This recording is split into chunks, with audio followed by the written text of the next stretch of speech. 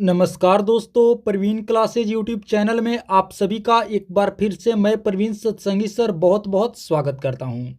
दोस्तों, आज की वीडियो में हम लोग देखेंगे बिहार एसएससी के लिए अति महत्वपूर्ण सामान्य ज्ञान व सामान्य विज्ञान के कुछ अति महत्वपूर्ण प्रश्न।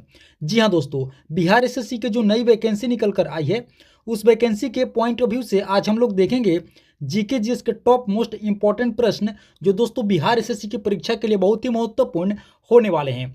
तो दोस्तों, अगर आप सभी का बिहार एसएससी में सिलेक्शन का सपना है तो आप लोग इस वीडियो में अंत तक जरूर बने रहें। एक एक प्रश्न को आप लोग अच्छे से देखें, समझें और याद करें। तो आइए दोस्तों, आज की क्लास वीडियो हम लोग शुरू करते हैं। पहला प्रश्न है, राष्ट्रपति का अध्यादेश कितने वर्ष के लिए लागू रहता है?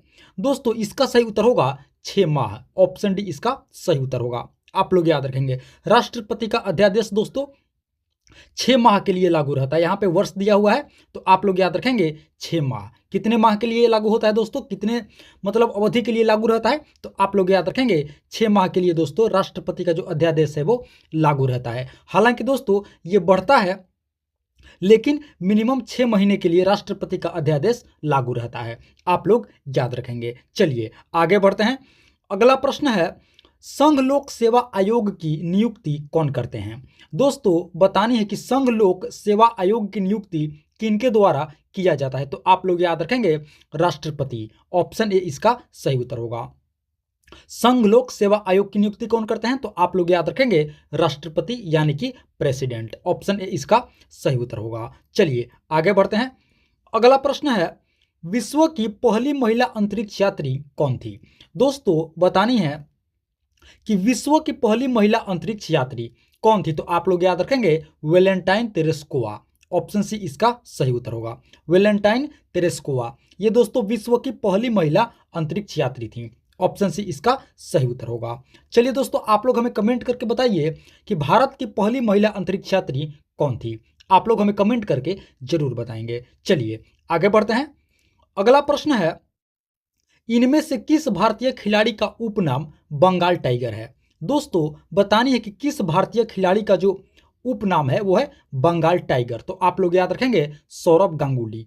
ऑप्शन ए इसका सही उत्तर होगा। दोस्तों, आप लोग याद रखेंगे कि सौरव गांगुली का जो उपनाम है वो है बंगाल टाइगर। बंगाल टाइगर के नाम से भी इन्हें जाना जाता है। आप लोग याद रखेंगे सौरव गांगुली जो ये क्रिकेट के लोकप्रिय खिलाड़ी हैं, इनका उपनाम है बंगाल टाइगर। चलिए आगे बढ़ते हैं।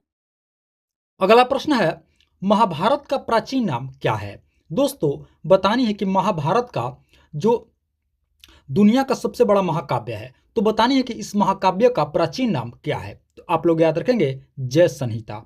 ऑप्शन सी इसका सही उत्तर होगा। महाभारत का प्राचीन नाम क्या है दोस्तों, तो आप लोग याद रखेंगे जय संहिता। Option C. चलिए आगे बढ़ते हैं। अगला प्रश्न है, भारत का प्रथम तेल शोधन संयंत्र कहां पर स्थापित किया गया है? दोस्तों, बहुत महत्वपूर्ण प्रश्न है, बार बार दोस्तों प्रतियोगी परीक्षाओं में रिपीट होने वाला प्रश्न है। बतानी है कि भारत का प्रथम तेल शोधन संयंत्र कहां पर स्थापित किया गया है, तो आप लोग याद रखेंगे डिगबोई। ऑप्शन बी इसका सही उत्तर होगा, डिगबोई। और राज्य आप लोग याद रखेंगे असम। असम के दोस्तों डिगबोई में भारत का प्रथम तेल शोधन संयंत्र स्थापित किया गया है। आप लोग याद रखेंगे भारत का प्रथम तेल शोधन संयंत्र कहां पे? असम के डिगबोई में। तो इसका सही उत्तर क्या होगा? Option B Digboi. चलिए आगे बढ़ते हैं। अगला प्रश्न है, भारत छोड़ो आंदोलन की शुरुआत किस वर्ष हुई थी? दोस्तों, बताने है कि भारत छोड़ो आंदोलन किस वर्ष शुरू किया गया था, तो आप लोग याद रखेंगे 8 अगस्त 1942 ईस्वी को। जी हाँ दोस्तों, ऑप्शन सी इसका सही उत्तर होगा। भारत छोड़ो आंदोलन की शुरुआत किस वर्ष हुई थी, तो आप लोग याद रखेंगे अगस्त 8 को 1942 ईस्वी में। ऑप्शन सी इसका सही उत्तर होगा, भारत छोड़ो आंदोलन। चलिए आगे बढ़ते हैं। अगला प्रश्न है, हरे पौधों द्वारा भोजन बनाने की प्रक्रिया क्या कहलाती है? दोस्तों, बतानी है कि जो हरे पौधे अपना भोजन बनाते हैं, हरे पौधों के द्वारा जो भोजन बनाने की प्रक्रिया होती है उसे क्या कहा जाता है? साइंटिफिक उसका क्या नाम है, तो आप लोग याद रखेंगे प्रकाश संश्लेषण। ऑप्शन डी इसका सही उत्तर होगा। प्रकाश संश्लेषण यानी कि दोस्तों फोटोसिंथेसिस कहा जाता है। हरे पौधों द्वारा भोजन बनाने की प्रक्रिया को क्या कहा जाता है? प्रकाश संश्लेषण यानी कि फोटोसिंथेसिस। ऑप्शन डी इसका सही उत्तर होगा। चलिए आगे बढ़ते हैं। अगला प्रश्न है, प्रोटॉन की खोज किसने की थी? दोस्तों बताने हैं कि प्रोटॉन की खोज किसने की थी, तो आप लोग याद रखेंगे दोस्तों गोल्डस्टीन ने। ऑप्शन बी इसका सही उत्तर होगा। प्रोटॉन की खोज गोल्डस्टीन ने की थी, ऑप्शन बी। चलिए अब हम लोग आगे बढ़ते हैं। अगला प्रश्न है, कामसूत्र और नारद स्मृति नामक रचना के रचयिता हैं। दोस्तों बताने हैं कि कामसूत्र और नारद स्मृति ये दोनों रचना किनके द्वारा रचित है, तो आप लोग याद रखेंगे वात्स्यायन। ऑप्शन डी इसका सही उत्तर होगा। Option D Vatsyayan. दोस्तों इन्होंने कामसूत्र और नारद स्मृति नामक रचना इन्होंने की है, आप लोग याद रखेंगे। और जो दोस्तों इनका सबसे प्रसिद्ध रचना है वो है कामसूत्र, आप लोग याद रखेंगे। Option D Vatsyayan, option D. चलिए आगे बढ़ते हैं। अगला प्रश्न है, नल सरोवर पक्षी अभयारण्य कहाँ स्थित है? दोस्तों बताने है कि नल सरोवर पक्षी अभयारण्य किस राज्य में है, तो आप लोग याद रखेंगे दोस्तों गुजरात में। ऑप्शन ए इसका सही उत्तर होगा। नल सरोवर पक्षी अभयारण्य कहाँ है, तो आप लोग याद रखेंगे गुजरात में स्थित है दोस्तों। चलिए आगे बढ़ते हैं। अगला प्रश्न है, भारत रत्न पुरस्कार किस क्षेत्र से संबंधित है? दोस्तों भारत रत्न बतानी है कि भारत रत्न जो पुरस्कार है ये किस क्षेत्र में दिया जाता है, तो आप लोग याद रखेंगे असाधारण उपलब्धि के लिए। ऑप्शन बी इसका सही उत्तर होगा। भारत रत्न पुरस्कार जो कि दोस्तों भारत का सबसे बड़ा नागरिक पुरस्कार है। क्या है? सबसे बड़ा नागरिक पुरस्कार है। कौन सा? भारत रत्न। बतानी है कि यह पुरस्कार जो है किस क्षेत्र में उपलब्धि के लिए दिया जाता है, तो आप लोग याद रखेंगे असाधारण उपलब्धि। चाहे दोस्तों वो किसी भी क्षेत्र में हो, संगीत में हो, खेल में हो, समाज सेवा में हो, किसी भी क्षेत्र के असाधारण उपलब्धि में दोस्तों भारत रत्न पुरस्कार दिया जाता है, आप लोग याद रखेंगे। आप सभी को दोस्तों बता दें कि भारत रत्न की शुरुआत 1954 ईस्वी से हुई थी, आप लोग याद रखेंगे। भारत रत्न की शुरुआत कब हुई थी? तो 1954 ईस्वी में दोस्तों हुई थी, आप लोग याद रखेंगे। और दोस्तों यह पुरस्कार किस क्षेत्र में दिया जाता है? तो असाधारण उपलब्धि के लिए, आप लोग याद रखेंगे असाधारण उपलब्धि, आप लोग याद रखेंगे। और यह भी आप लोग याद रखेंगे कि 1954 में दोस्तों इसकी शुरुआत हुई थी। चलिए आगे बढ़ते हैं। दोस्तों अगले प्रश्न से पहले आप सभी से एक रिक्वेस्ट करूंगा कि अभी तक आप लोगों ने इस वीडियो को एक लाइक नहीं किए हैं, तो दोस्तों आप लोग इस वीडियो को एक लाइक जरूर कर देंगे। साथ ही साथ प्रवीण क्लासेज यूट्यूब चैनल पर आप लोग पहली बार विजिट किए हैं, तो दोस्तों इसी तरह का महत्वपूर्ण प्रश्नावली वीडियो प्रतिदिन देखने के लिए आप लोग इस चैनल को भी जरूर सब्सक्राइब करेंगे। और हाँ दोस्तों, इस वीडियो में आप लोग अंत तक जरूर बने रहेंगे, आगे दोस्तों और भी बहुत ही महत्वपूर्ण प्रश्न होने वाले हैं। तो चलिए अब आगे बढ़ते हैं। अगला प्रश्न है, प्रतिरक्षा विज्ञान यानी कि दोस्तों फादर ऑफ इम्यूनोलॉजी के जनक किसे कहा जाता है? दोस्तों बताने कि प्रतिरक्षा विज्ञान के जनक किसे कहा जाता है, तो आप लोग याद रखेंगे दोस्तों एडवर्ड जेनर को। ऑप्शन ए इसका सही उत्तर होगा। प्रतिरक्षा विज्ञान के जनक यानी कि फादर ऑफ इम्यूनोलॉजी किन्हें कहा जाता है, तो आप लोग याद रखेंगे एडवर्ड जेनर को। आप सभी को दोस्तों एक और पॉइंट बताते हैं कि एडवर्ड जेनर जो थे चेचक के टीके की भी खोज इन्होंने ही की थी, आप लोग याद रखेंगे एडवर्ड जेनर, इन्होंने ही दोस्तों चेचक के टीके की खोज की थी। और इन्हें प्रतिरक्षा विज्ञान के जनक यानी कि फादर ऑफ इम्यूनोलॉजी कहा जाता है, आप लोग याद रखेंगे एडवर्ड जेनर। ऑप्शन ए इसका राइट आंसर होगा। चलिए आगे बढ़ते हैं। अगला प्रश्न है, निम्नलिखित में से किस गैस को मार्स गैस कहा जाता है? दोस्तों बताने कि इनमें से किस गैस को मार्स गैस कहा जाता है, तो आप लोग याद रखेंगे मीथेन यानी कि CH4। ऑप्शन ए इसका सही उत्तर होगा। मीथेन गैस को दोस्तों मार्स गैस कहा जाता है, CH4 इसका केमिकल फॉर्मूला है और इसे मार्स गैस कहा जाता है, मीथेन गैस को। चलिए आगे बढ़ते हैं। अगला प्रश्न है, वाहन में पहियों द्वारा तय की गई दूरी मापने के लिए किस यंत्र का प्रयोग किया जाता है? दोस्तों बताने कि वाहनों द्वारा जो दूरी तय की जाती है उस दूरी को मापने के लिए किस यंत्र का प्रयोग किया जाता है, तो आप लोग याद रखेंगे ओडोमीटर। जी हाँ दोस्तों, ऑप्शन सी इसका सही उत्तर होगा। वाहनों में पहियों द्वारा जो दूरी तय होती है दोस्तों, उस दूरी को मापने के लिए ओडोमीटर यंत्र का प्रयोग किया जाता है। ऑप्शन सी इसका सही उत्तर होगा। चलिए आगे बढ़ते हैं। अगला प्रश्न है, डर्मेटोलॉजिस्ट किससे संबंधित है? दोस्तों बताने हैं कि डर्मेटोलॉजिस्ट का संबंध किससे है, तो आप लोग याद रखेंगे त्वचा विज्ञान से। ऑप्शन बी इसका सही उत्तर होगा। आप लोग याद रखेंगे दोस्तों डर्मेटोलॉजिस्ट त्वचा से संबंधित जो डॉक्टर होते हैं या त्वचा विज्ञान की जिनकी जानकारी होती है उन्हें डर्मेटोलॉजिस्ट कहा जाता है। तो ऑप्शन बी इसका राइट आंसर होगा। चलिए आगे बढ़ते हैं। अगला प्रश्न है, महिलाओं को मत यानी कि वोट देने का अधिकार सर्वप्रथम किस देश ने दिया था? दोस्तों बतानी है कि महिलाओं को वोट देने का अधिकार सबसे पहले किस देश ने दी थी? तो आप लोग याद रखेंगे न्यूजीलैंड। ऑप्शन सी इसका सही उत्तर होगा। दोस्तों न्यूजीलैंड ने महिलाओं को वोट देने का सबसे पहले अधिकार दिया था। महिलाओं को वोट देने का अधिकार सबसे पहले न्यूजीलैंड ने दी थी। आप लोग याद रखेंगे मत यानी कि वोट। तो ऑप्शन सी न्यूजीलैंड इसका राइट आंसर होगा। चलिए आगे बढ़ते हैं। अगला प्रश्न है, खाद्य पदार्थों का संरक्षण किस अम्ल के द्वारा किया जाता है? दोस्तों बताने है कि खाद्य पदार्थों का संरक्षण किस अम्ल के द्वारा होता है? तो आप लोग याद रखेंगे दोस्तों बेंजोइक अम्ल। ऑप्शन ए इसका सही उत्तर होगा। खाद्य पदार्थों का संरक्षण किस अम्ल के द्वारा किया जाता है? तो आप लोग याद रखेंगे बेंजोइक अम्ल के द्वारा किया जाता है। ऑप्शन ए बेंजोइक एसिड या बेंजोइक अम्ल। चलिए आगे बढ़ते हैं। अगला प्रश्न है, समता स्थल समाधि इनमें से किस व्यक्ति से संबंधित है?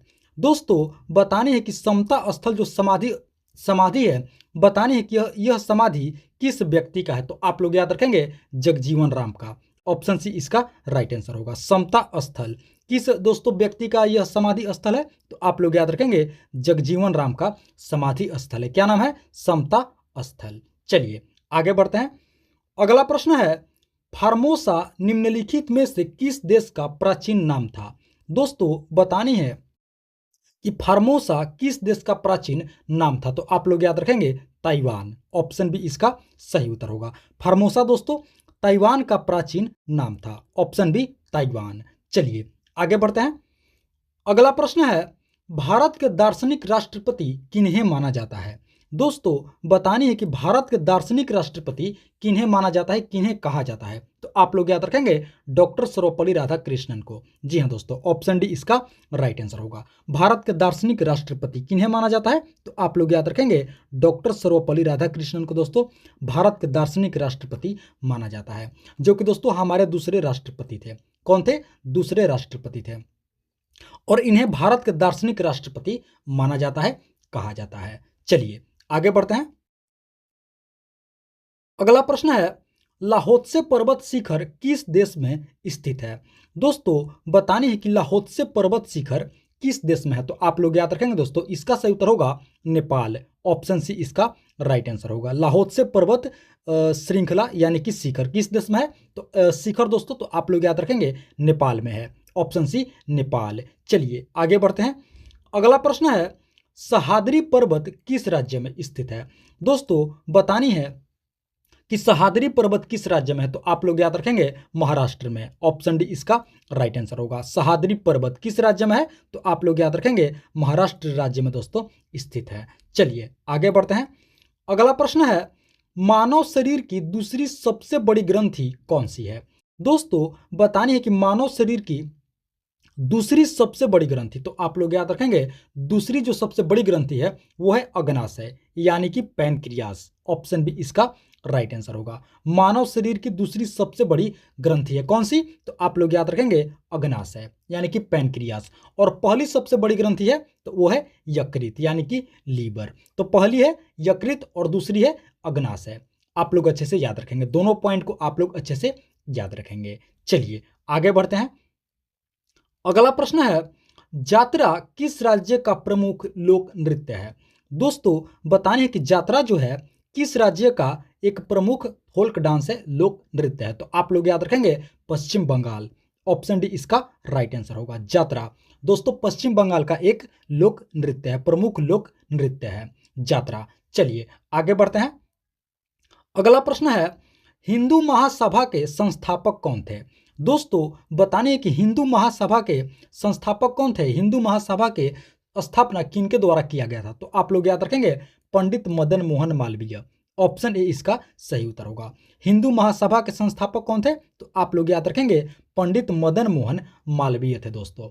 ऑप्शन ए इसका राइट आंसर होगा। चलिए आगे बढ़ते हैं। अगला प्रश्न है, भगवान शिव को समर्पित नटराज मंदिर भारत के किस शहर में स्थित है? दोस्तों बतानी है कि नटराज मंदिर किस भारत के किस शहर में है, तो आप लोग याद रखेंगे चेन्नई में। ऑप्शन ए इसका सही उत्तर होगा। नटराज मंदिर किस शहर में है दोस्तों, तो आप लोग याद रखेंगे चेन्नई में है। ऑप्शन ए इसका राइट आंसर होगा, सही उत्तर होगा। चलिए आगे बढ़ते हैं। अगला प्रश्न है, प्रथम पंचवर्षीय योजना की प्राथमिकता थी। देखिए दोस्तों बतानी है कि जो प्रथम पंचवर्षीय योजना की शुरुआत हुई थी, तो प्रथम पंचवर्षीय योजना की जो प्राथमिकता थी वो क्या थी, तो आप लोग याद रखेंगे कृषि। ऑप्शन डी इसका राइट आंसर होगा। प्रथम पंचवर्षीय योजना की जो प्राथमिकता थी वो क्या थी, वो थी दोस्तों कृषि। आप सभी को दोस्तों बता दें कि प्रथम पंचवर्षीय योजना की शुरुआत 1951 से 1956 तक थी। आप लोग याद रखेंगे प्रथम पंचवर्षीय योजना कब शुरू हुई थी, तो दोस्तों 1951 ईस्वी में शुरू हुई थी पंचवर्षीय योजना, प्रथम पंचवर्षीय योजना। और इस योजना की दोस्तों क्या प्राथमिकता थी, वो थी कृषि। क्या थी, कृषि। ऑप्शन डी इसका राइट आंसर होगा। प्रथम पंचवर्षीय योजना, यह भी आप लोग याद रखेंगे कब से कब तक थी, तो 1951 से 1956 तक थी। यानी कि कोई भी पंचवर्षीय योजना दोस्तों 5 साल के लिए होती थी।